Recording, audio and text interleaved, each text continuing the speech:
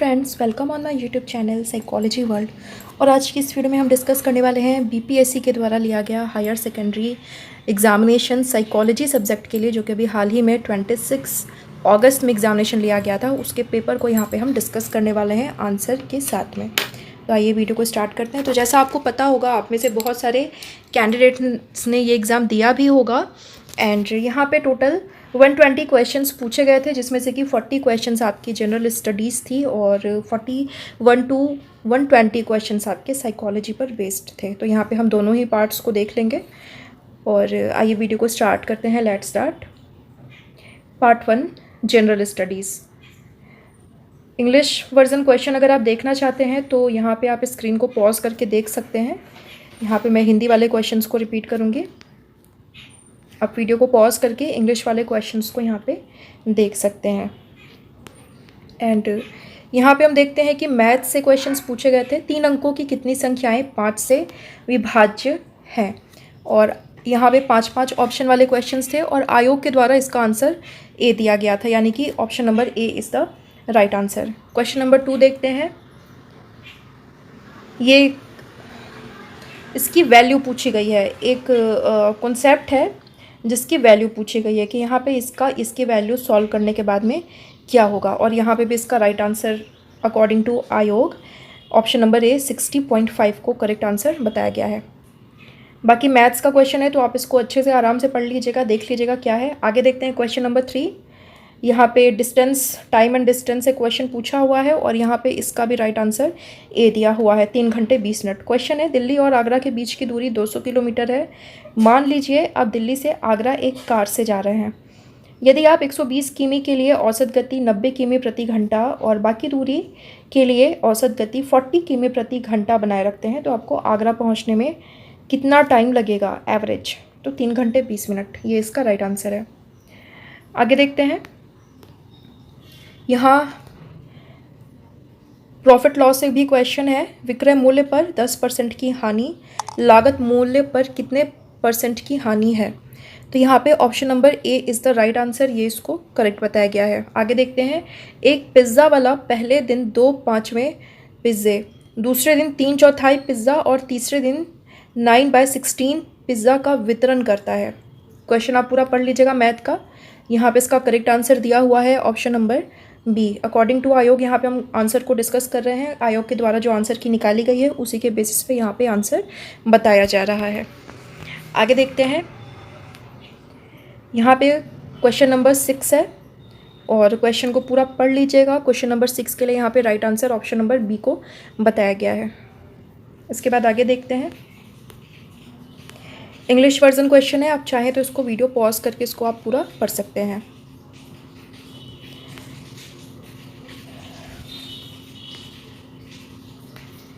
और हिंदी वाले क्वेश्चन देखते हैं। 2 व्यक्ति ए और बी एक काम को 15 दिनों में पूरा कर देते हैं। यदि वो एक साथ काम करते हैं, यदि ए अकेला उसी काम को 20 दिनों में पूरा करे तो बी अकेला उस काम को कितने दिनों में पूरा कर पाएगा?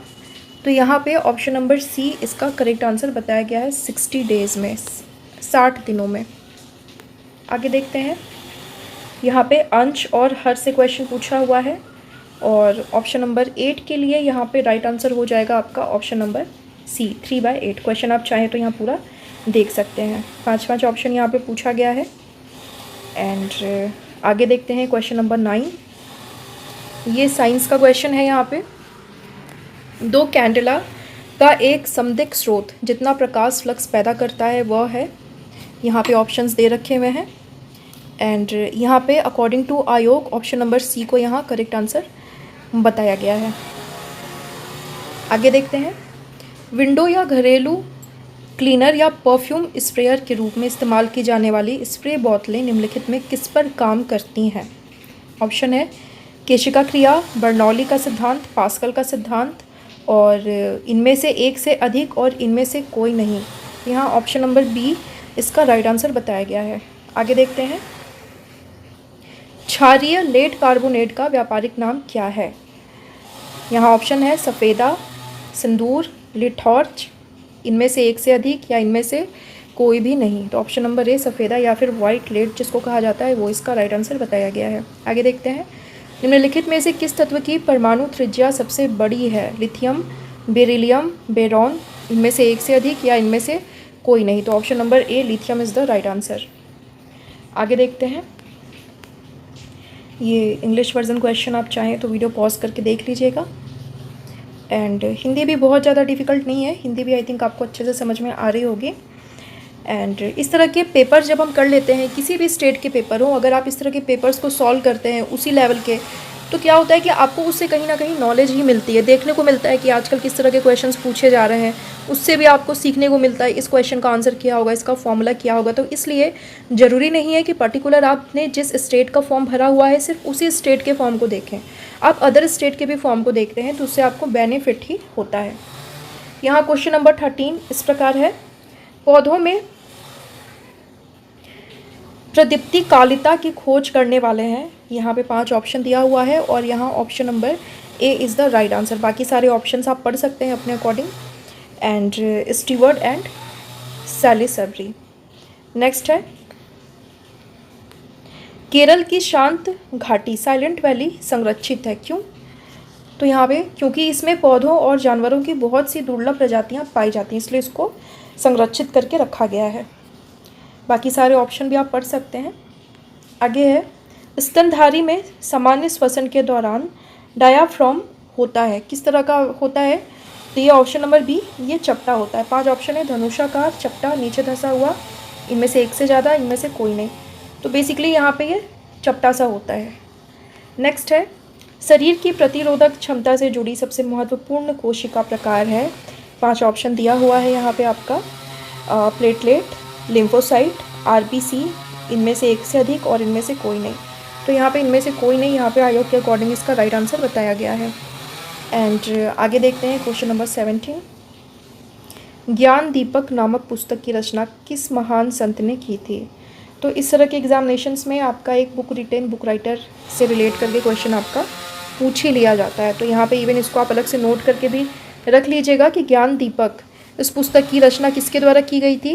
तो ये दरिया साहिब के द्वारा इसकी रचना की गई थी। यूपीएससी का भी एग्ज़ाम होना है, जीडी के भी फॉर्म्स आने वाले हैं और भी अदर एग्ज़ाम्स में इस तरह के क्वेश्चंस पूछ लिए जाते हैं, तो इससे आपकी प्रॉपर एक प्रैक्टिस हो जाती है। आगे है, भारत में किस एजेंसी ने UTSAH पोर्टल का शुभारंभ किया है? और यहाँ पे आपके 5 ऑप्शन दिए हुए हैं, UGC, AICTE, MCI, इनमें से एक से अधिक या इनमें से कोई नहीं। तो यहाँ करेक्ट आंसर है आपका UGC के द्वारा इस पोर्टल को डेवलप किया गया है। और आगे है, APJ Abdul Kalam satellite launch vehicle mission को लॉन्च किया गया था, इसको कब लॉन्च किया गया था? तो यहाँ ऑप्शन नंबर सी इसका राइट आंसर है, 19 फरवरी 2023, इसी साल इसको लॉन्च किया गया था। अभी जैसे हाल ही में चंद्रयान 3 को भी लॉन्च किया गया, मिशन आदित्य L1 को भी लॉन्च किया गया है। कब लॉन्च किया गया, उसमें कौन सी टेक्नोलॉजी यूज़ की गई, इन चीज़ों के बारे में डीपली पढ़ना भी काफ़ी इंपॉर्टेंट है, क्योंकि अभी इस तरह के क्वेश्चंस काफ़ी ज़्यादा पूछे जा सकते हैं। और बेसिकली देखा जाता है कि करंट अफेयर की हम बात करते हैं तो सेम मतलब आपके इधर के साल 2 साल के क्वेश्चंस आपसे ज़्यादातर पूछे जाते हैं। तो इस बीच की जितनी भी घटनाएँ हैं उसको ध्यान में रखिएगा। आगे है, किस शहर में प्रथम शुद्ध हरित हाइड्रोजन संयंत्र को चालू किया गया था? और यहाँ पे ऑप्शन नंबर सी, पुणे इसका राइट आंसर है। बाकी ऑप्शन दिया हुआ है हैदराबाद, मुंबई, पुणे, तो Pune is the right answer. आगे देखते हैं, संयुक्त राष्ट्र संघ द्वारा किस वर्ष को अंतर्राष्ट्रीय मिलेट वर्ष घोषित किया गया है? तो ये ऑप्शन नंबर ए 2023, ये इसका राइट आंसर है। आगे देखते हैं, निम्नलिखित में से किसने 2022 का नोबेल शांति पुरस्कार जीता? तो यहाँ पे इसका राइट आंसर है एलिस बियालियात्स्की, ये इसका राइट आंसर है, तो उसको ध्यान में रखना है। बाकी सारे भी ऑप्शन है, इसको भी आप देख सकते हैं। बाकी सारे ऑप्शंस किससे रिलेट करते हैं उसको भी आप एक अलग से नोट्स बना करके रख सकते हैं। आगे देखते हैं, 2 जनवरी 2022 को बिहार सरकार द्वारा नियुक्त राज्य पिछड़ा वर्ग आयोग के अध्यक्ष कौन हैं? तो यहाँ पे ऑप्शन नंबर ए न्यायमूर्ति संजय कुमार, ये इसके अध्यक्ष हैं, ये इसका राइट आंसर है। नेक्स्ट है, भोजपुरी की पहली फिल्म कौन सी थी? तो यहाँ पे गंगा मैया तोहे पियरी चढ़ेबो, ये भोजपुरी की पहली फिल्म बनाई गई थी? किसके द्वारा बनाई गई थी? निर्माता निर्देशक कौन थे? तो इसके बारे में भी आप चीज़ों का कलेक्शन रख सकते हैं। एंड आगे देखते हैं क्वेश्चन नंबर 25। भारत में के निम्नलिखित थर्मल पावर प्रोजेक्टों को पूर्व से पश्चिम दिशा में व्यवस्थित कीजिए। ये इसका एक सीक्वेंस लगाने को आपसे पूछा गया है और यहाँ पे ऑप्शंस आपकी स्क्रीन पे दे रखा हुआ है, ऑप्शंस आप देख सकते हैं। यहाँ पे हम सीक्वेंस को देख लेते हैं। ऑप्शन नंबर सी, सबसे पहले 2 यानी कि नामरूप, इसके बाद में ओपेरा, इसके बाद में पारिछा और उसके बाद में आपका कोटा। तो ऑप्शन नंबर सी यहाँ पे प्रॉपर अरेंज किया हुआ है, तो ये इसका राइट आंसर है। आगे देखते हैं। ट्रिवार्था के अनुसार भारत की जलवायु किस प्रकार की है? ज्योग्राफी से क्वेश्चन पूछा हुआ है आपका। और ऑप्शन नंबर बी, ये तो बचपन से हम लोग पढ़ते हुए आ रहे हैं, उपोष्ण मानसूनी जलवायु। आगे देखते हैं।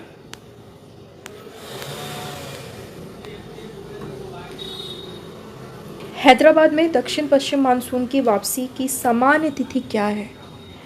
तो यहाँ पे 15 अक्टूबर, बेसिकली 15 अक्टूबर वहाँ पे मानसून वापसी की सामान्य तिथि मानी जाती है। आगे देखते हैं। निम्नलिखित में से किस राज्य में नगरीकरण सर्वाधिक है? तो यहाँ पे गोवा इसका राइट आंसर है, ये तो इवन आपको पता ही होगा। एंड आगे देखते हैं। मालनाड क्षेत्र का संबंध निम्नलिखित में से भारत के किस तरह के पठार से है? तो यहाँ पे ऑप्शन नंबर सी, कर्नाटका का पठार, इससे ये रिलेटेड है। और आगे देखते हैं। दक्षिणी प्रायद्वीपीय उच्च भूमि डैश का भाग है? ऑप्शन है आपका Gondwana land, Laurentia land, Antarctica महाद्वीप, इनमें से एक से अधिक या इनमें से कोई नहीं।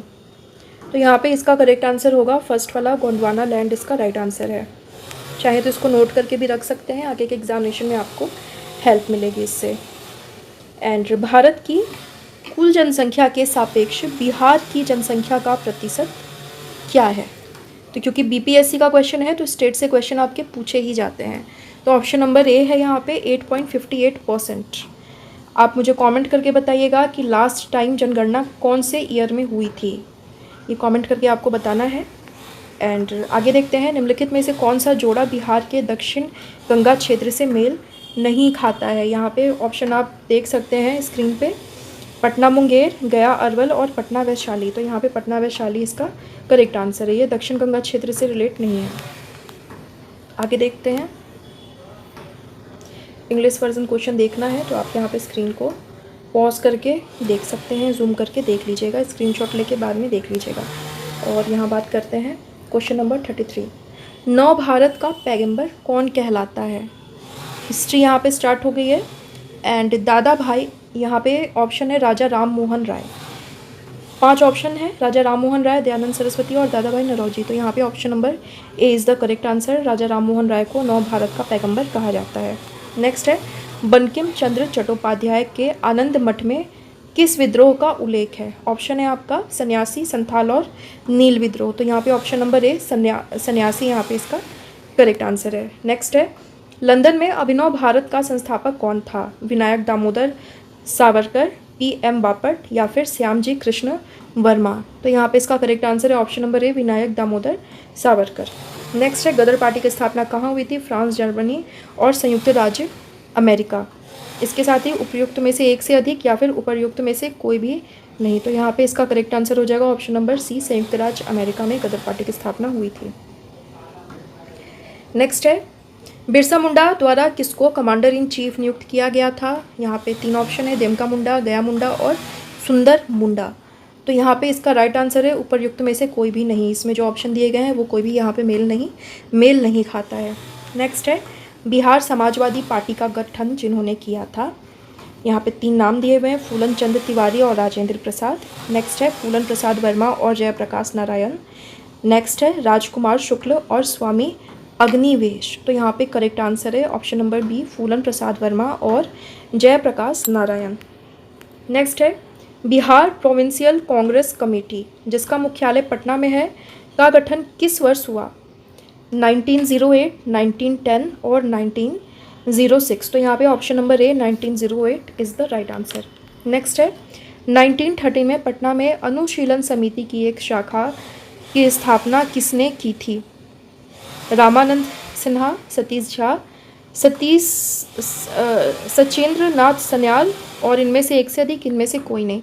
तो ऑप्शन नंबर सी सचेंद्र नाथ सान्याल इसका राइट आंसर है।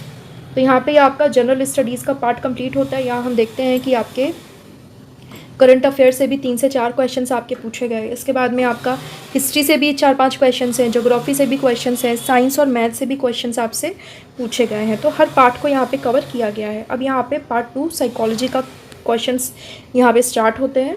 इंग्लिश वर्जन क्वेश्चन आप देख लीजिएगा स्क्रीन पर। यहाँ मैं स्लोली इसको ड्रैग कर रही हूँ एंड इसके बाद हिंदी वर्जन क्वेश्चन की तरफ हम बढ़ेंगे। तो यहाँ पे साइकोलॉजी का पहला क्वेश्चन और इस पेपर का 41 क्वेश्चन।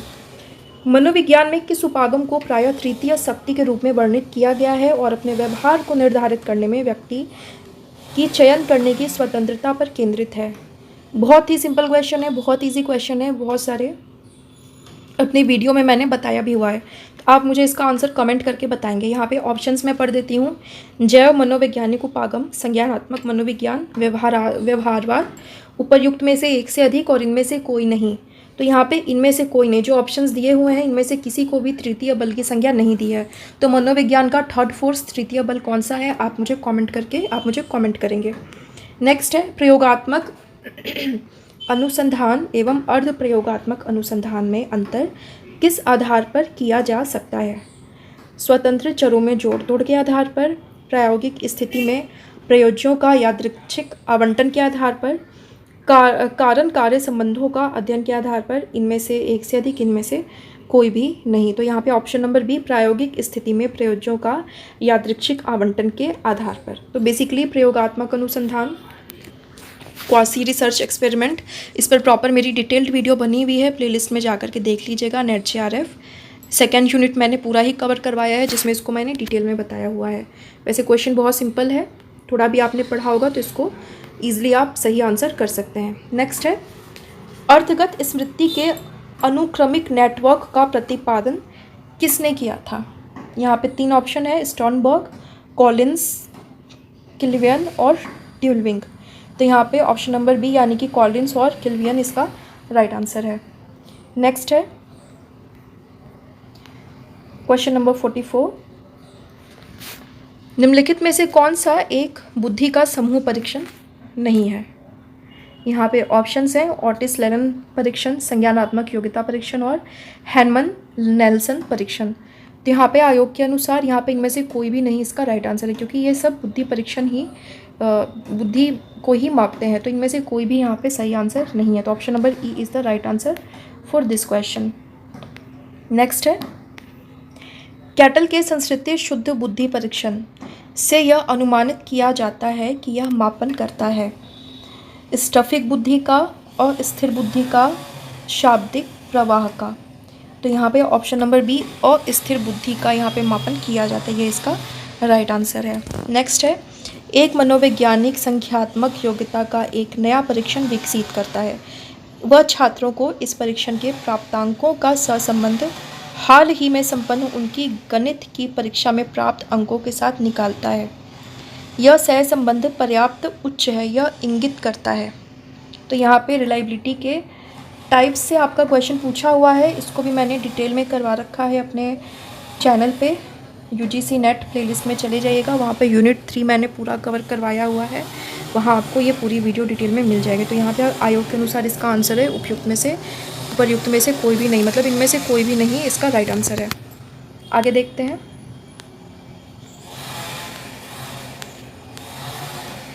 यहाँ पे लिस्ट ए को लिस्ट बी से मैच कराना है, लिस्ट ए को लिस्ट बी से यहाँ पे मैच कराना है। तो इसको स्क्रीन पे क्वेश्चन को देख लीजिएगा और यहाँ पे बेसिकली ऑप्शंस दिए हुए हैं। तो यहाँ पे ऑप्शन नंबर ए इसका राइट आंसर है, यानी कि समदृष्टि अंतराल। इसके लिए ऑप्शन नंबर 4 आपका करेक्ट है, बृहद संख्या में पदों को मापने में उपयुक्त। बी के लिए ऑप्शन नंबर 2 युग्मित तुलना क्या है, मापनीय मूल्य के माप के रूप में जेड का प्रयोग करता है। सी के लिए फर्स्ट दिया हुआ है स्केलोग्राम क्या है, मापनी की एक विमेयता की जांच करता है। और संकलित कोटि निर्धारण ये क्या करता है, इसके लिए ऑप्शन नंबर 3 दिया हुआ है कि बहु विमेयतापूर्ण अभिवृत्तियों का मूल्यांकन यहाँ पे कर सकता है। तो ऑप्शन नंबर ए यहाँ पे करेक्ट मैच है। नेक्स्ट है, निम्नलिखित में से कौन सा एक कारकीय विश्लेषण द्वारा प्रतिपादित व्यक्तित्व का लक्षण सिद्धांत नहीं है? आइजेंक का सिद्धांत, कैटल का सिद्धांत, मैक्रे तथा कोस्टा का सिद्धांत। तो यहाँ पे ऑप्शन नंबर ए आइजेंक का सिद्धांत यहाँ पे करेक्ट आंसर है, क्योंकि ये बेसिकली ट्रेट के बेसिस पे हम इसको ट्रेट थ्योरी में कैटेगराइज करते हैं। नेक्स्ट है, सृजनात्मक चिंतन का टॉरेंस परीक्षण प्रमुख रूप से मापन करता है सृजनात्मक उत्पादों का, सृजनात्मक प्रक्रियाओं का, या फिर सृजनात्मक व्यक्तित्व का। तो यहाँ पे option number B is the right answer. यहाँ पे ऑप्शन नंबर बी यहाँ पे करेक्ट बताया गया, यानी कि टॉरेंस टेस्ट जो है वो सृजनात्मक प्रक्रियाओं का मापन करता है। नेक्स्ट है, निम्नलिखित घटनाओं में से कौन सी एक यह प्रमाणित करती है कि प्रयोज्य तटस्थ उद्दीपक शब्दों को पहचानने की अपेक्षा संवेगात्मक रूप से आवेशित शब्दों को पहचानने में अधिक समय लेता है? तो यहाँ पे ऑप्शंस हैं प्रात्यक्षिक सतर्कता, प्रात्यक्षिक रक्षा, प्रात्यक्षिक छायांकन, और यहाँ पे इसका करेक्ट आंसर है ऑप्शन नंबर बी, यानी कि प्रात्यक्षिक रक्षा इसका करेक्ट आंसर बताया गया है। नेक्स्ट है, नॉम चॉम्स्की के अनुसार भाषा अधिग्रहण यंत्र क्या है? तो basically option number B is the right answer. ये क्या है? मस्तिष्क का एक जैविक तत्व है जो हमें भाषा सीखने में मदद करता है, यानी कि ये एक जन्मजात एक पोटेंशियलिटी होती है बच्चे में, जन्मजात एक मीन्स एक यंत्र लगा हुआ होता है। आगे देखते हैं, निम्नलिखित में से कौन सी समस्या समाधान की विधियां हैं? यहाँ पे ऑप्शंस भी दिया हुआ है, प्रयास और भूल, मानसिक विन्यास, एल्गोरिदम मेथड, स्नायुभविक, प्रकार्यात्मक स्थिरता। इंग्लिश वाला क्वेश्चन आप देखना चाहें तो यहाँ देख सकते हैं, हिंदी में टर्म्स थोड़े से डिफिकल्ट हो जाते हैं। Trial and error, mental set, algorithm method, heuristic methods, functional fixedness. तो यहाँ पे ऑप्शन नंबर सी इसका करेक्ट आंसर बताया हुआ है, क्योंकि इसमें से आपको फिर कोडिंग भी करनी है, यहाँ पे कूट का भी चयन करना है आपने, और यहाँ पे ऑप्शन नंबर सी 1, 3 एंड 4 यानी कि trial and error, algorithm method और प्रकार्यात्मक स्थिरता, यहाँ पे इसको करेक्ट बताया गया है। एंड आगे देखते हैं, किसी व्यक्ति की कालक्रमिक आयु 20 वर्ष है और मानसिक आयु 16 वर्ष है, उसकी बुद्धि लब्धि क्या होगी?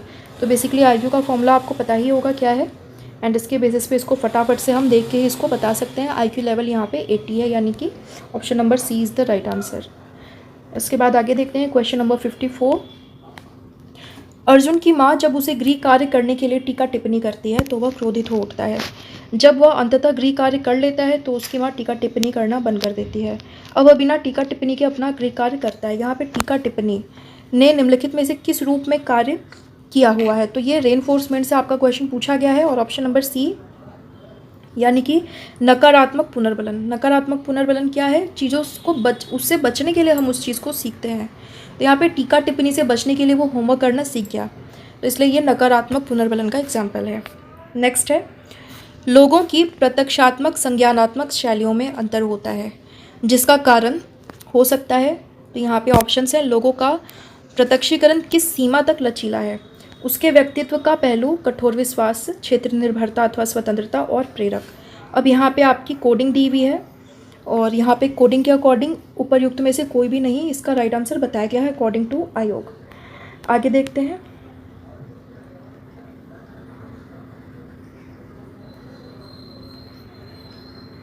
Question number 56। यहाँ भी इसको मैच कराने का क्वेश्चन है। लिस्ट ए को लिस्ट बी से मैच कराना है, और यहाँ पे हम करेक्ट मैच को ही देखते हैं। तो यहाँ पे विचार मन की भाषा से रिलेटेड है, विचार यहाँ पे मन की भाषा से रिलेट कर रहा है। इसके बाद में संप्रत्यय समूचे वर्ग का प्रतिनिधित्व करता है। प्रारूप गुण जो संप्रत्यय का सर्वोत्तम दृष्टांत हो, और संवर्गीकरण क्या है? किसी वस्तु को किसी प्रत्यय के संबंध करने की प्रक्रिया। तो बेसिकली ऑप्शन नंबर बी यहाँ पे इसका करेक्ट मैच है। इसको वीडियो को पॉज करके आप देख लीजिएगा अच्छे से, लिस्ट ए लिस्ट भी इसको नोट डाउन करके भी रख सकते हैं। आगे देखते हैं, कौन सा सिद्धांत आंतरिक अभिप्रेरणा एवं बाह्य अभिप्रेरणा के मध्य अंतर पर केंद्रित है? तो यहाँ पे इसका राइट आंसर बताया गया है ऑप्शन नंबर बी, आत्म दृढ़ निश्चय सिद्धांत। आगे है, यदि किसी समस्या का समाधान करने में विविध प्रकार के समाधान आपके मस्तिष्क में आते हैं, तब आप डैश चिंतन का प्रयोग करते हैं, और जो सृजनात्मक चिंतन का एक प्रकार है। इसके विपरीत कभी कभी आप डैश चिंतन का प्रयोग करते हुए सही समाधान कर लेते हैं। तो यहाँ पे 5 ऑप्शन दिया हुआ है, अपसारी, आगमनात्मक, अपसारी, निगमनात्मक, अपसारी और अभिसारी। यहाँ पे ऑप्शन नंबर ई इसका राइट आंसर बताया गया है, उपरयुक्त में से कोई भी नहीं अकॉर्डिंग टू आयोग। नेक्स्ट है, मानवतावादी चिकित्साएं मनोविश्लेषण से भिन्न है क्योंकि मानवतावादी चिकित्साएं हैं अधिक निर्देशित, कार्योन्मुखी, केवल चेतन विचार एवं व्यवहार पर केंद्रित। तो ऑप्शन नंबर सी यहाँ पे इसका करेक्ट आंसर है कि इस तरह की चिकित्सा केवल चेतन विचार और व्यवहार पर ही केंद्रित है, इसलिए ये मनोविश्लेषण से भिन्न है। नेक्स्ट है, आवेदक को किसी विशेष व्यवसाय में नियुक्ति के लिए उसके ज्ञान एवं कौशल के स्तर का मापन करता है। तो उपलब्धि परीक्षण, उपलब्धि परीक्षण इसका राइट आंसर है। आगे देखते हैं। वीडियो काफ़ी लॉन्ग हो रही है तो इसको हम थोड़ा सा जल्दी जल्दी अब कवर करने की कोशिश करते हैं।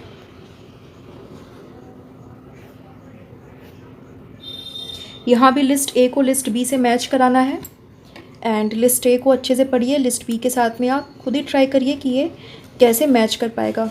और यहाँ पे इसका राइट मैच जो है वो बताया गया है ऑप्शन नंबर सी, यानी एक निश्चित समयावधि के दौरान होने वाले नए रोगियों की संख्या, ये प्रभाव क्षेत्र कहलाता है। रोग वितरण अथवा किसी प्रदत्त जनसंख्या में स्वास्थ्य संबंधी व्यवहारों का अध्ययन, ये संलक्षण कहलाता है। किसी प्रदत्त ये महामारी विज्ञान कहलाता है। बी का ऑप्शन 1 हो जाएगा, ऑप्शन नंबर सी इसका करेक्ट आंसर है। एंड किसी प्रदत्त समयावधि में जन संक्रमण में सक्रिय रोगियों की संख्या, ये प्रचलन कहलाता है। और लक्षणों का समूह जो एक साथ प्रकट होता है, ये संलक्षण या सिंड्रोम कहलाता है। तो ये ऑप्शन नंबर सी इसका करेक्ट मैच है। आगे देखते हैं। एक सफल व्यक्ति केंद्रित चिकित्सा के लिए निम्नलिखित में से कौन सी प्रमुख स्थिति का होना आवश्यक नहीं होगा? संगतता, अंतर्दृष्टि, शर्तहीन धनात्मक सम्मान। तो यहाँ पे ऑप्शन नंबर बी अंतर्दृष्टि, यानी कि इनसाइट की यहाँ पे उतनी इंपॉर्टेंस नहीं होगी, तो भी हम इस तरह की चिकित्सा कर सकते हैं। इंपॉर्टेंट क्या है? सबसे ज़्यादा इंपॉर्टेंट है शर्तहीन धनात्मक सम्मान। और नेक्स्ट है, डॉक्टर कुमार एक नैदानिक चिकित्सक हैं। वे प्रायः फोबिया के रोगियों को गहन विश्रांति प्रस्तुत करते हैं। उसके बाद वे उनको कम से अधिक चिंता उत्पन्न करने वाली आशंकाओं को श्रेणीगत करने के लिए निर्देशित करते हैं।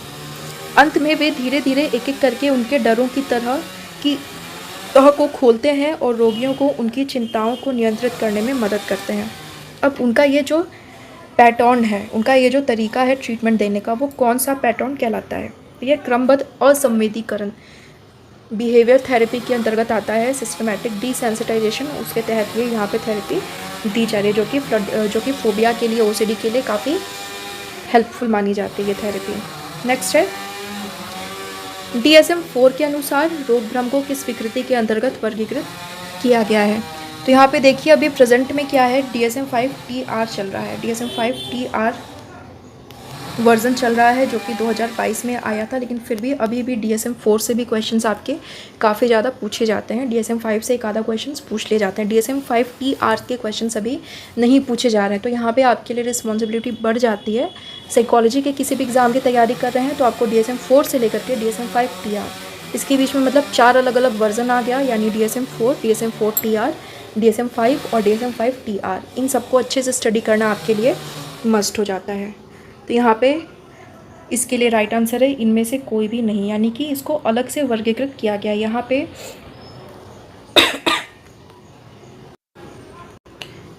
रोग भ्रम को मूड डिसऑर्डर में भी हम नहीं रखते, पर्सनालिटी डिसऑर्डर और एंजाइटी डिसऑर्डर में भी हम नहीं रखते हैं। नेक्स्ट है, ये इंग्लिश वर्जन क्वेश्चन देख लीजिएगा एंड हिंदी वर्जन क्वेश्चन की तरफ बढ़ते हैं। यहाँ पे अनुसंधान से क्वेश्चन पूछा हुआ है। वीडियो लॉन्ग हो रही है तो यहाँ मैं थोड़ा सा इसको फास्ट करवा देती हूँ। ऑप्शन ए, लिस्ट ए को लिस्ट बी से मिलाना है।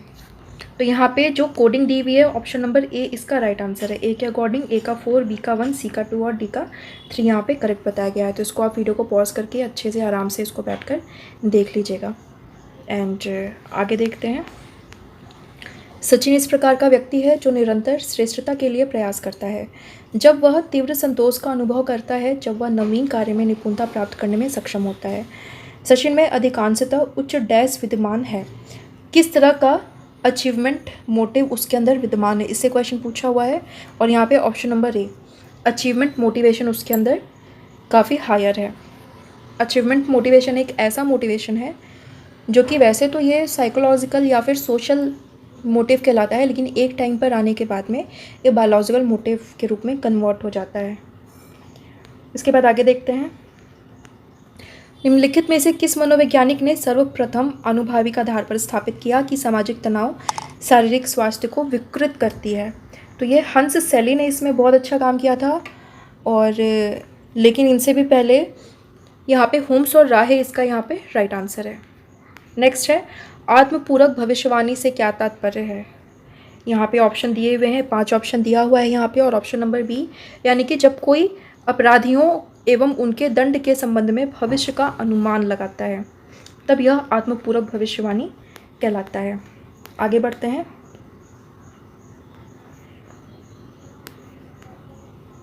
वृद्धावस्था में अवसाद के संबंध में कौन सा कथन सत्य है। यहाँ पे 5 ऑप्शन दिए हुए हैं आपके, 5 में से 3 ऑप्शन आप पढ़ लीजिएगा खुद से। एंड यहाँ पे राइट आंसर है ऑप्शन नंबर बी, यानी कि स्वास्थ्य सेवा प्रदाता अवसाद के लक्षणों को अस्वास्थ्यता में या उम्र बढ़ने पर होने वाली केवल एक स्वाभाविक प्रतिक्रिया समझकर त्रुटि कर सकते हैं और अवसाद का उपचार नहीं करते। यानी कि ऐसा माना जाता है कि अगर बुढ़ापा में, वृद्धावस्था में अगर डिप्रेशन के सिम्टम्स दिख रहे हैं तो ऐसा माना जाता है कि वो एज का अफेक्ट है, लेकिन इसलिए वहाँ पे प्रॉपर ट्रीटमेंट उसको नहीं मिल पाती। नेक्स्ट है, किस एक को सामाजिक परिवर्तन की विशेषताओं में नहीं रखा गया है। यहाँ पे 5 ऑप्शन दिया हुआ है।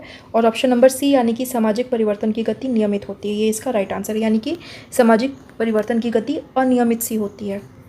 एंड आगे देखते हैं क्वेश्चन नंबर 71, निद्रा की किस अवस्था में मस्तिष्क तरंगे तीव्र आवृत्ति एवं निम्न एम्पलीट्यूड पर बीटा तरंगों के बहुत समान होती हैं जब आप पूरी तरह से जागृत एवं सजग होते हैं। तो यहाँ पे 5 ऑप्शन दिया हुआ है, नींद के प्रॉपर अलग अलग स्टेप्स बताए गए हैं। और यहाँ पे ऑप्शन नंबर बी इसका करेक्ट आंसर, यानी कि REM नींद, यानी कि रैपिड आई मूवमेंट। नेक्स्ट है, तथाकथित हार्थोन प्रभाव से तात्पर्य किस समूह संबंधित घटना से है। तो बेसिकली यहाँ पे 5 ऑप्शन दिया हुआ है। और हार्थोन स्टडी इंडस्ट्रियल साइकोलॉजी का एक बहुत ही फेमस एक्सपेरिमेंट किया गया था। और यहाँ पे इसका राइट आंसर है ऑप्शन नंबर सी, यानी कि लोगों का निष्पादन उस टाइम पे हमेशा सबसे हायर होता है जब उन्हें लगता है कि उन्हें कोई देख रहा है। अकेले में काम करते हैं तो थोड़ी सी लापरवाही हो जाती है, बट उन्हें जब लगता है कि कोई उन्हें देख रहा है तो वहाँ पे परफॉर्मेंस उनका हाईएस्ट होता है। आगे देखते हैं, ये क्वेश्चन आप देख लीजिएगा इंग्लिश वाले स्क्रीन पे। एंड क्वेश्चन नंबर 73, सुविधा विहीन एवं वंचित पृष्ठभूमि के शिक्षार्थियों की शिक्षा निम्नलिखित में से किस तरह के कारकों के नकारात्मक रूप से प्रभावित होती है। यहाँ पे ऑप्शन दिया है 4 ऑप्शन और उसकी कोडिंग दी रखी हुई है। तो रूढ़िबद्ध धारणा, स्थानीय ज्ञान तंत्रों की समझ का अभाव, अधोन्मुख पाठ्यक्रम और स्थानीय संस्कृति एवं भाषा पर आधारित पाठ्यक्रम। तो यहाँ पे कोडिंग दी हुई है, कोडिंग के अकॉर्डिंग ऑप्शन नंबर बी आपका राइट आंसर है। 1, 2 एंड 3 इसका राइट आंसर है। आगे देखते हैं, सर्वप्रथम सापेक्षिक वंचन के संप्रत्यय का उपयोग किसने किया था। इस तरह के 1 लाइनर्स आपको नोट्स बना के रखने चाहिए। और यहाँ इसका राइट आंसर है रॉबर्ट के मर्टन। तो इस तरह के 1 लाइनर्स आपको काफ़ी हेल्प करते हैं।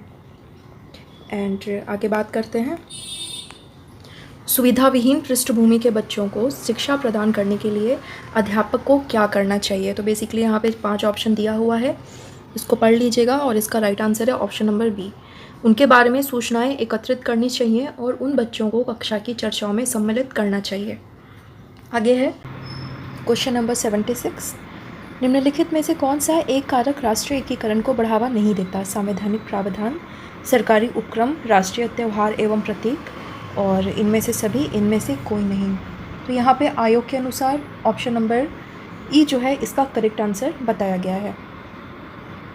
यानी कि ये सभी चीज़ें जो हैं वो राष्ट्रीय एकीकरण को बढ़ावा देने वाली चीज़ें हैं। आगे देखते हैं क्वेश्चन नंबर 77। यहाँ पे ये स्क्रीन पे आप देख सकते हैं एक सिचुएशन बेस्ड क्वेश्चन है नीलू और शीलू दोनों सेल्स में कार्यरत हैं। उन्हें नियमित रूप से उनके निष्पादन की समीक्षा उन्हें प्राप्त होती है।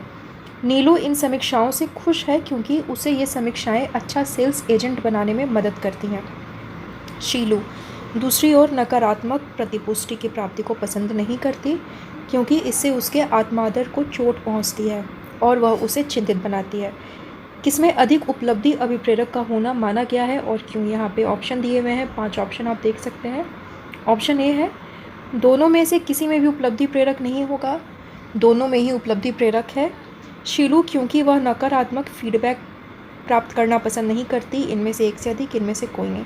ऑप्शन नंबर बी यहाँ इसका करेक्ट आंसर बताया गया है। आगे देखते हैं क्वेश्चन नंबर 78। निम्नलिखित में से कौन सा एक उद्यमी के लिए चुनौती नहीं है?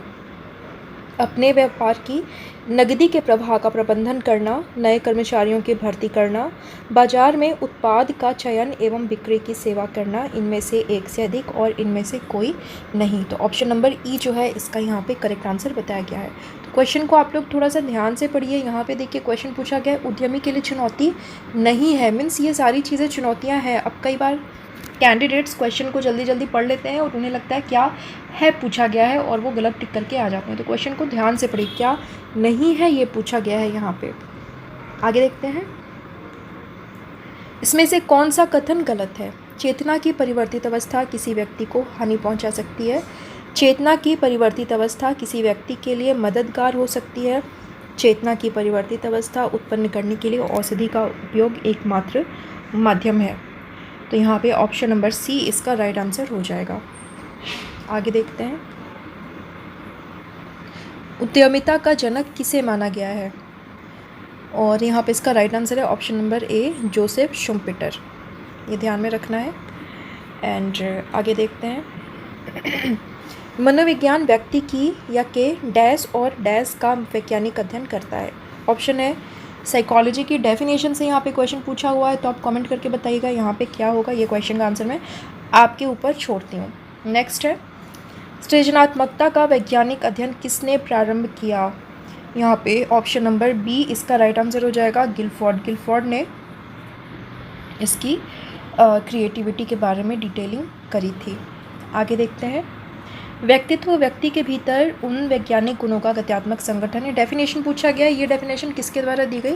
तो ये ऑलपॉट के द्वारा दी गई पर्सनालिटी की डेफिनेशन है, बहुत ही पॉपुलर डेफिनेशन है ये। आगे है, किसी उत्तेजना की अनुभूति जो चेतन अनुभव की सीमा से नीचे होती है कहलाती है। यहाँ पे ऑप्शन आप पढ़ सकते हैं, 5 ऑप्शन दिया हुआ है और यहाँ ऑप्शन नंबर ई इसका करेक्ट आंसर है, उपयुक्त में से कोई भी नहीं, क्योंकि यहाँ पे इसको सब्लिमिनल परसेप्शन कहा जाता है। किसी उत्तेजना की अनुभूति जब चेतन अनुभव की निचली दहली से नीचे होती है तो वो सब्लिमिनल परसेप्शन होता है। यहाँ ऑप्शन में ये ऑप्शन नहीं दिया हुआ है, इसलिए यहाँ पे ऑप्शन नंबर ई इसका करेक्ट आंसर है। क्योंकि क्वेश्चंस बहुत सारे हैं, वीडियो बहुत लंबी होती जा रही है, इसलिए मैं इसको जल्दी जल्दी से इसको करवाती जा रही हूँ। बाकी आप वीडियो को पॉज करके क्वेश्चन को, ऑप्शन को अच्छे से पढ़ सकते हैं। सामाजिक अधिगम सिद्धांत किसके द्वारा दिया गया? तो ऑप्शन है यहाँ पे देख सकते हैं, ये बेंडूरा के द्वारा दिया गया है। बेंडूरा की सोशल लर्निंग थ्योरी आपने पढ़ी होगी। नेक्स्ट है, एक देश में आम चुनाव के बाद एक सामाजिक मनोवैज्ञानिक ने विजेता पार्टी के प्रति उनके दृष्टिकोण का अध्ययन करने के लिए 200 वोटर्स का साक्षात्कार लिया। यह एक उदाहरण है, किस तरह का उदाहरण है यहाँ पे? तो यहाँ पे ऑप्शन नंबर ई इसका करेक्ट आंसर है, क्योंकि ये एक्स पोस्ट फैक्टो का उदाहरण है और ये यहाँ पे एग्जाम्पल में नहीं दिया हुआ है ऑप्शंस में। नेक्स्ट है, तर्क में जब परिसर सत्य है डैश गलत नहीं हो सकता। क्या गलत नहीं हो सकता? तो यहाँ पे ऑप्शन नंबर ए यानी कि निष्कर्ष तब यहाँ पे गलत नहीं होगा, निष्कर्ष भी सही ही होगा। आगे है, भाषा के व्यवस्थित प्रयोग के संबंध में स्वयं की समझ को कहा जाता है। 5 ऑप्शन दिया हुआ है, ऑप्शन आप पढ़ लीजिएगा। यहाँ पे राइट आंसर है धातु भाषा संबंधी जागरूकता।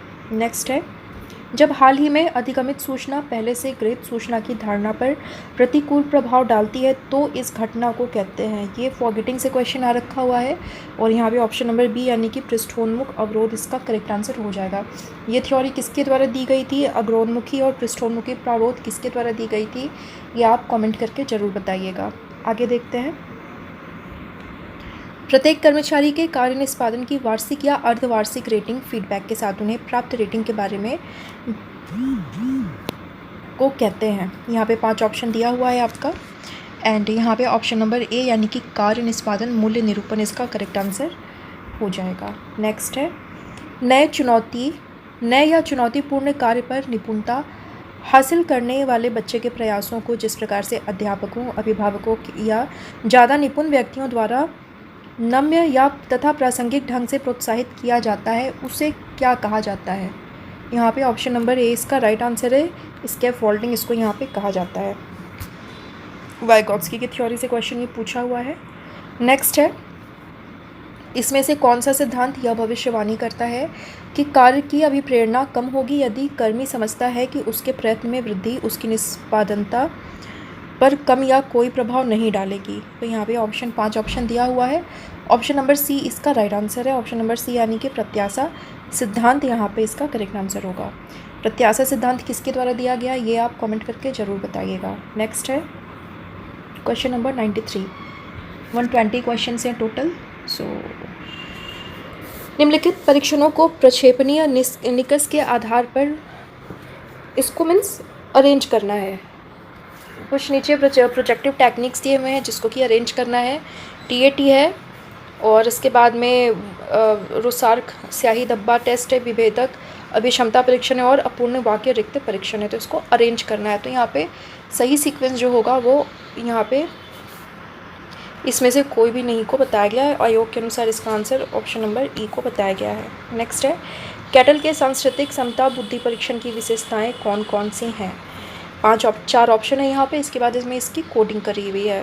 तो गति, शक्ति, अशाब्दिक और निष्पन्नता। तो ऑप्शन नंबर बी 1, 2, 3 इसका करेक्ट आंसर है। नेक्स्ट है, निम्नलिखित संगठकों में से किन्हें टॉरेंस ने प्रस्तावित किया था? यहाँ पे 4 ऑप्शन है और इसकी कोडिंग दी हुई है। तो कोडिंग वाले क्वेश्चन आजकल हर एग्ज़ाम में ही पूछे जा रहे हैं। तो इसमें कोडिंग वाले क्वेश्चन आप तभी सॉल्व कर पाएंगे जबकि आपने उस टॉपिक को काफ़ी डीपली पढ़ रखा हुआ है, तभी उसके हर एक एलिमेंट्स के बारे में, हर एक एस्पेक्ट के बारे में आप वहाँ पे जान सकते हैं। यहाँ पे ऑप्शन नंबर सी यानी कि 2 और 4, ये 2 है विस्तारीकरण और 4 नम्यता, ये दोनों टॉरेंस के द्वारा बताया गया एलिमेंट है। किसी फॉर्म को डैश प्रशिक्षण और विकास से प्रतिस्पर्धी लाभ मिलता है? यहाँ पे भी 4 ऑप्शन है, फिर 5 ऑप्शन अलग से कोडिंग की हुई है। तो यहाँ पे ऑप्शन नंबर ई जो है इसमें से कोई भी नहीं।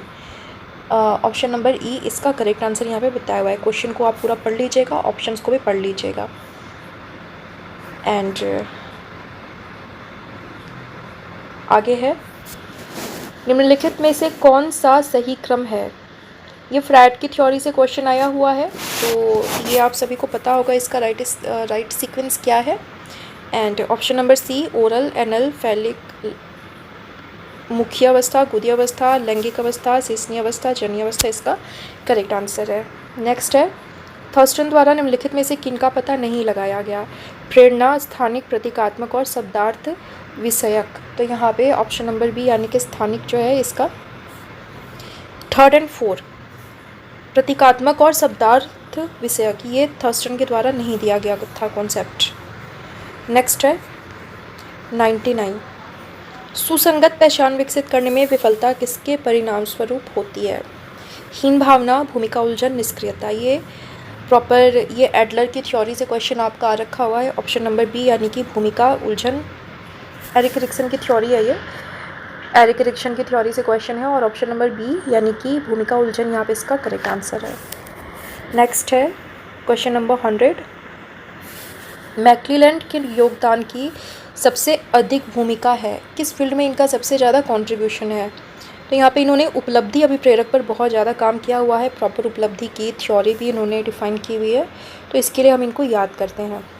तो option number C is the correct answer. Next है, फ्रैड के अनुसार इडिपस कॉम्प्लेक्स विकास के किस चरण में होता है? मुखावस्था, गुदावस्था, लिंग प्रधानावस्था। इसका आंसर आप कमेंट करके बताइएगा।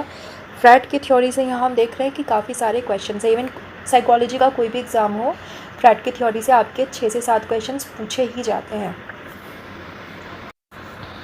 नेक्स्ट है, मनुष्य में तंत्रिका आवेग की अधिकतम आवृत्ति है? यह ऑप्शन दिया हुआ है और यहाँ पे ऑप्शन नंबर ई इसमें से कोई भी नहीं। यहाँ पे ये इसका करेक्ट आंसर बताया हुआ है। आप कमेंट करके बताइएगा कि तंत्रिका आवेग की जो गति है, अधिकतम आवृत्ति है, वो कितनी होती है। ये मैंने ऑलरेडी करवा रखा है, proper biological basis of behaviour short में करवा रखा हुआ है मैंने। अगर आपने वीडियो देखी होगी तो आपको पता होगा, या सेल्फ स्टडी आपने या कहीं से भी आप जानते ही होंगे इसको। कमेंट करके आप ज़रूर बताइएगा। नेक्स्ट है, सिग्नल का पता लगाने के सिद्धांत में 4 महत्वपूर्ण तत्व हैं। ये सिग्नल डिटेक्शन थ्योरी से क्वेश्चन आ रखा हुआ है। एंड यहाँ पे ऑप्शन नंबर सी यानी कि हिट मिस, सही स्वीकृति, सही अस्वीकृति, झूठा अलार्म, ये ऑप्शन नंबर सी इसका करेक्ट आंसर है। ये सिग्नल डिटेक्शन थ्योरी आपने पढ़ा हुआ होगा, जिसमें कि प्रॉपर सिग्नल को डिफाइन किया जाता है। नेक्स्ट क्वेश्चन है, जहाँ साक्षात्कारकर्ता साक्षात्कार की सामग्री को परिवर्तित नहीं कर सकता है, वह किस तरह का साक्षात्कार होता है। तो बहुत ही सिंपल क्वेश्चन यहाँ पे पूछा गया एग्जाम में। हम देख रहे हैं कि क्वेश्चन का लेवल हम देख रहे हैं कि इजी लेवल ही हम इसको कहेंगे। कुछ क्वेश्चंस हैं थोड़े से ट्रिकी क्वेश्चंस हैं कुछ क्वेश्चंस, लेकिन बाकी क्वेश्चंस बहुत ही सीधे बहुत ही वन लाइनर क्वेश्चंस यहाँ पे आपसे पूछे गए हैं। लेकिन फिर भी कॉम्पिटिटिव एग्जाम में, कोई भी एग्जाम हो, तो किसी भी एग्जाम को आपको हल्के में नहीं लेना है। तो यहाँ पे ऑप्शन नंबर डी इसका करेक्ट आंसर है। मानकीकृत, संरचित और संरचित, यहाँ पे आयोग के द्वारा ऑप्शन नंबर डी इसका सही आंसर बताया गया, यानी कि इसमें से एक से अधिक। नेक्स्ट है, हाइपोथैलेमस उपयोगी है, किसके लिए उपयोगी है। निद्रा के लिए, भूख एवं प्यास के लिए, दैहिक तापमान के लिए, या इनमें से एक से अधिक के लिए, या इनमें से किसी के लिए भी नहीं। तो इसका भी आंसर हो जाएगा डी, क्योंकि हाइपोथैलेमस इन सभी के लिए रिस्पॉन्सिबल है, इन सभी को कंट्रोल करता है। नेक्स्ट है, ये कौन सा सही ढंग से व्यवस्थित है। ये मेमोरी से क्वेश्चन पूछा हुआ है आपका। एंड यहाँ पे ऑप्शन नंबर बी यानी कि सबसे पहले कूट संकेतन होता है, स्टोरेज होता है, फिर रिट्रीवल होता है। ये ऑप्शन नंबर बी इसका करेक्ट आंसर है। तो यहाँ पे हम देख रहे हैं कि बहुत ही सिंपल वन लाइनर्स पूछे हुए हैं, जो कि मीन्स अगर कोई नहीं भी पढ़ के जाएगा फिर भी 60 to 70 तो मीन्स अगर साइकोलॉजी उसने पढ़ी है पहले तो वो कर लेगा। लेकिन क्योंकि कॉम्पिटिटिव एग्ज़ाम है, मेरिट यहाँ पे मायने रखती है, तो पढ़ना इम्पॉर्टेंट है। नेक्स्ट है, स्वाभिमान का विकास होता है। यहाँ पे ऑप्शन दिया हुआ है, ऑप्शन आप पढ़ लीजिएगा। ऑप्शन नंबर डी इसका करेक्ट आंसर बताया गया, यानी कि इनमें से एक से ज़्यादा। क्योंकि ये मैस्लो की थ्योरी से क्वेश्चन है, जैसे जैसे हम ऊपर की तरफ बढ़ते हैं तो स्वाभिमान की आवश्यकता, सेल्फ स्टीम की आवश्यकता चौथे नंबर पर आती है। तो नीचे की सभी जब 3 आवश्यकताओं की पूर्ति होती है तभी चौथे नंबर पर व्यक्ति पहुँचता है। तो इसलिए ऑप्शन नंबर डी यहाँ पर इसका करेक्ट आंसर हो जाएगा। नेक्स्ट है, समानांतर रेखाएं ज्यों-ज्यों पीछे हटती जाती हैं वे अभिसारित होती दिखाई देती हैं, जिसे कहा जाता है, ये क्या कहा जाता है। परसेप्शन से क्वेश्चन पूछा हुआ है और यहाँ पे इसका करेक्ट आंसर है ऑप्शन नंबर बी, ये रेखीय परिप्रेक्ष्य या फिर लीनियर पर्सपेक्टिव इसको कहा जाता है। यहाँ एक सिचुएशन दिया हुआ है, ये पैवलो की थ्योरी से क्वेश्चन है। पैवलो की थ्योरी को भी मैंने काफ़ी डिटेल में करवा रखा हुआ है, आपने शायद वीडियो देखी होगी, नहीं देखा होगा तो प्लेलिस्ट में चले जाइए। अलग अलग प्लेलिस्ट बनी हुई है मेरे चैनल पे। यूपी पीजीटी के लिए अलग से है, नेट के लिए अलग से है, DSSB UPHESC के लिए अलग से है, बिहार पीजीटी अलग से है। लेकिन जितनी भी प्लेलिस्ट बनी हुई हैं जिसमें भी आपको साइकोलॉजी का कंटेंट दिखता है आप उसको देखिए ज़रूर, क्योंकि हर एग्ज़ाम में ऑलमोस्ट सिलेबस आपका वही होता है। क्वेश्चन पूछने का तरीका अलग होता है, पैटर्न अलग होता है, बाकी टॉपिक्स तो आपके वही रहते हैं एज इट इज़। तो यहाँ पे सिचुएशन दिया हुआ है, मान लीजिए किसी प्रयोग में उद्दीपन एक S1 भोजन है और S1 के लिए रिस्पॉन्स जो है वो स्लाइवेशन है। स्टिमुलस 2 घंटी है और S2 के लिए प्रतिक्रिया सुनना है। ऐसे में क्लासिकल कंडीशनिंग को किससे संबंधित करेगा। तो अगर आपने क्लासिकल कंडीशनिंग थ्योरी को अच्छे से पढ़ा होगा तो इस क्वेश्चन को आप जल्दी से ही सॉल्व कर लेंगे। तो इसको बताइएगा। यहाँ पे ऑप्शन में ये ई दिया हुआ है, यानी इनमें से कोई भी नहीं, जो दिया है ऊपर कोई भी सही नहीं है। सही सीक्वेंस क्या होगा ये आपको कमेंट करके बताना है। नेक्स्ट है, अव्यक्त सीख सबसे उच्च रूप में कैसे वर्णित की जा सकती है।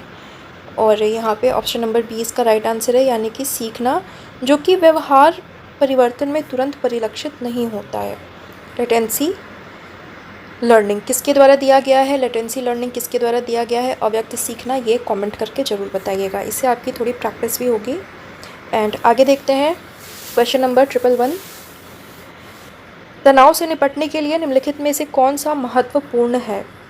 ये ऑप्शन दिया हुआ है एंड यहाँ पे ऑप्शन नंबर डी इसका करेक्ट आंसर, यानी कि इनमें से एक से ज़्यादा, यानी कि हमारा सिंपैथेटिक नर्वस सिस्टम भी काम करता है और एड्रेनल ग्रंथि भी हमारा काम करता है। तो यहाँ पे ये इसका ऑप्शन नंबर डी इसका करेक्ट आंसर हो जाएगा। नेक्स्ट है, निम्नलिखित में से कौन सा मानो रिफ्लेक्स एक्शन का उदाहरण नहीं है? तो ये क्वेश्चन देखिए नेट के एग्ज़ाम में भी पूछा हुआ है, नेट के भी किसी पेपर में पूछा हुआ है क्वेश्चन। तो इसीलिए देखिए कहा जाता है कि आप साइकोलॉजी की तैयारी कर रहे हैं तो आप सिर्फ पर्टिकुलर उसी एग्ज़ाम के प्रीवियस पेपर को मत देखिए, इवन उससे रिलेटेड और भी एग्ज़ाम्स के क्वेश्चंस को देखिए। तो ये सीधा सीधा क्वेश्चन मुझे याद आ रहा है, बिल्कुल क्लियर क्वेश्चन, यही सेम क्वेश्चन नेट के एग्ज़ाम में भी किसी पेपर में, कौन से वाले पेपर में मुझे याद नहीं है, किसी ईयर में ये पूछा गया है। तो यहाँ पे देखिए इसका ऑप्शन दिया हुआ है और इसका राइट आंसर हो जाएगा आपका ऑप्शन नंबर ई, यानी कि इसमें से कोई भी नहीं। मानो रिफ्लेक्स एक्शन का उदाहरण नहीं है पूछा गया है, नहीं है, क्योंकि ये सभी मानो रिफ्लेक्स के एग्जाम्पल्स हैं। नहीं है तो मतलब इनमें से कोई भी नहीं, यानी ये सारे ही मानो रिफ्लेक्स के एग्जाम्पल्स हैं। नेक्स्ट है स्मृति बजाय उसके जो वास्तव में घटित हुआ है व्यक्ति की प्रत्याशाओं से प्रभावित होकर विकृत हो जाती है, इसे कहते हैं, ऑप्शन दिया हुआ है एंड इसका ऑप्शन नंबर ई इसका राइट आंसर है, यानी कि इसमें से इसका सही आंसर इसमें से कोई भी नहीं है। नेक्स्ट है लोगो चिकित्सा विकसित करने का श्रेय इनमें से किसको जाता है? Logotherapy, option number C, Viktor Frankl ने लोगोथेरेपी को डेवलप किया हुआ था, ये इसका राइट आंसर है। नेक्स्ट है गति और शक्ति का परीक्षण निम्नलिखित के आधार पर विभेदित नहीं किया जा सकता। 4 ऑप्शन है और 5 आपके कोडिंग दिए हुए हैं, तो ऑप्शन नंबर सी इसका करेक्ट आंसर, यानी कि 2 और 3, मौखिक विषय वस्तु एंड गैर मौखिक विषय वस्तु। क्वेश्चन को आप चाहें तो इसको वीडियो को पॉज करके अच्छे से पढ़ सकते हैं, समझ सकते हैं, ताकि अंडरस्टैंडिंग आपकी हो पूछा क्या जा रहा है। नेक्स्ट है डैश सिद्धांत के अनुसार विचारों और भावों में बदलाव का कारण यह है कि लोग ऐसे भावों को उचित सिद्ध करने की ओर प्रेरित होते हैं जो अन्यथा परिकल्पित प्रतीत होते हैं। इस सिद्धांत को डैश ने प्रस्तावित किया था। तो यहाँ पे ऑप्शन नंबर बी संज्ञानात्मक विसंवादिता सिद्धांत फेस्टिंगर के द्वारा दिया गया, ये इसका राइट आंसर है। आगे देखते हैं, यहाँ पे लिस्ट ए को लिस्ट बी से मैच कराना है, तो वीडियो को पॉज करके आप इसको अच्छे से पढ़ लीजिएगा। यहाँ पे इसका राइट आंसर हो जाएगा आपका ऑप्शन नंबर ए, यानी कि ऑप्शन नंबर ए में इसकी सही कोडिंग दी हुई है, ये इसका राइट आंसर है। तो वीडियो को पॉज करके आप सारे ऑप्शन को पढ़ लीजिएगा और इसको देख लीजिएगा। आगे देखते हैं, क्वेश्चन नंबर 118, कुछ निश्चित मामलों में सामाजिक व्यवहार और विचारों को प्रभावित करने वाले कारकों को कहा जाता है। क्या कहा जाता है? यहाँ पे 5 ऑप्शन है, अनाश्रित चर, स्पष्ट और स्पष्ट चर, आश्रित चर, इसमें से एक से अधिक या इसमें से कोई भी नहीं। तो ऑप्शन नंबर ई इसका करेक्ट आंसर है, इसमें से कोई भी नहीं। नेक्स्ट है रीमा ने अपने सप्ताहांत के कार्य करने के लिए एक सूची लिखकर तैयार की, लेकिन संयोगवश वह अपनी पहली गतिविधि के लिए बाहर जाते समय इसे घर पर छोड़ गई। सूची को याद करने की कोशिश में रीमा ने याद किया कि सूची के आरंभ और अंत में क्या था, लेकिन सूची के मध्य में क्या था उसे याद नहीं आया। ये किसका एग्जाम्पल है? तो ये प्रॉपर आपने इसका एक्सपेरिमेंट भी किया हुआ होगा, लर्निंग से आपका ये क्वेश्चन पूछा हुआ है और इसका राइट आंसर है ऑप्शन नंबर सी, क्रमिक स्थिति प्रभाव। ऐसा माना जाता है कि जब हम कोई लिस्ट को याद करते हैं तो बीच वाले उसके पार्ट की अपेक्षा स्टार्टिंग और लास्ट वाले कंटेंट हमें याद रह जाते हैं। नेक्स्ट है ब्लूम के शैक्षणिक उद्देश्यों के वर्गीकरण में निम्नलिखित में से कौन सा बढ़ते हुए क्रम को दर्शाता है? तो यहाँ पे ब्लूम की थ्योरी से क्वेश्चन पूछा हुआ है, ऑप्शन नंबर ए इसका करेक्ट आंसर है, यानी कि पहले याद करना, फिर समझना, फिर अनुप्रयोग करना, फिर उसका विश्लेषण करना। तो ये है टोटल 120 क्वेश्चंस। और बाकी आगे आप जिस भी साइकोलॉजी रिलेटेड एग्ज़ाम्स की तैयारी कर रहे हैं तो उसमें भी ये पेपर आपको काफ़ी हेल्प करेगा। तो मैं कहती हूँ कि हर पेपर को देखिए, साइकोलॉजी रिलेटेड किसी भी स्टेट का हो, कहीं ना कहीं आपकी साइकोलॉजी की समझ को ही बढ़ाएगा, नॉलेज को बढ़ाएगा, 1 लाइनर्स आपके तैयार होते चले जाएंगे। तो बहुत इंपॉर्टेंट है कि आप अलग अलग स्टेट के भी पेपर्स को देखिए। पीजीटी है, पीजीटी को देखिए, डीएसएसपी है, एंड और भी जो पेपर है अभी जैसे सुपरवाइज़र का भी पेपर आया हुआ है झारखंड में, लेडी सुपरवाइज़र, वहाँ भी साइकोलॉजी से क्वेश्चंस होंगे। तो मतलब आपको साइकोलॉजी रिलेटेड जो भी पेपर मिलता है उसको ज़रूर देखा कीजिए एंड प्लेलिस्ट को देख लीजिए। प्लेलिस्ट में बहुत सारे आपके लिए हेल्पफुल वीडियोज़ मिल जाएंगे। एंड आज के लिए इतना ही। Thank you so much.